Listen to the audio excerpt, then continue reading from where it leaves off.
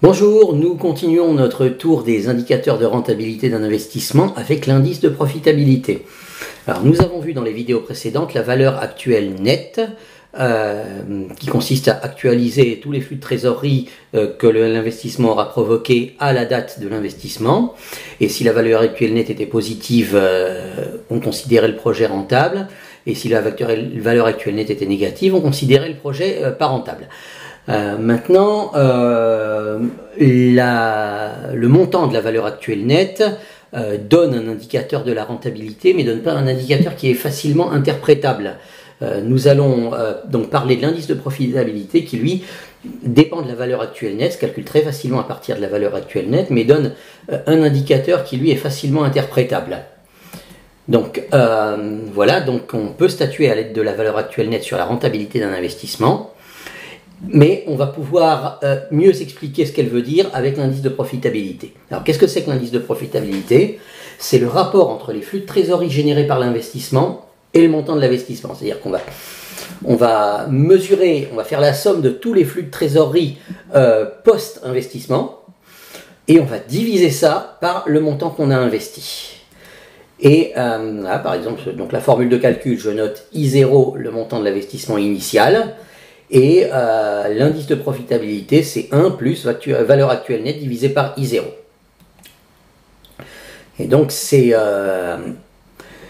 la somme attendue en euros, c'est la somme attendue en retour sur investissement par euro investi.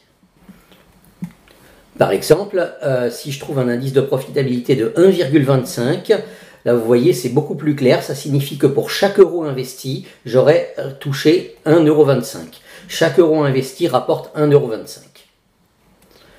Si l'indice de profitabilité est supérieur à 1, alors l'investissement est supposé rentable, puisqu'il rapporte plus d'1 € pour chaque euro investi. Si l'indice de profitabilité est inférieur à 1, alors l'investissement est supposé non rentable, parce qu'il rapporte moins d'1 € pour chaque euro investi.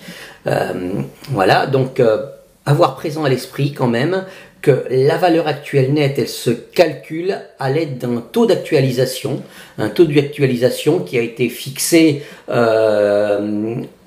de manière à dépendre, à tenir compte du marché, à tenir compte de la conjoncture.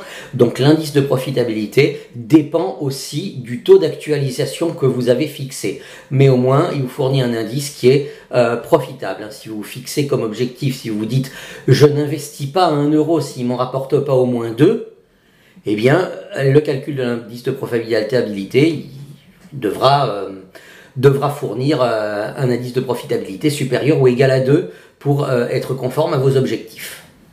Voilà, on va voir dans la vidéo suivante un exemple concret de calcul d'indice de profitabilité qui part de l'exemple de calcul de valeur actuelle nette qu'on a vu à la vidéo précédente.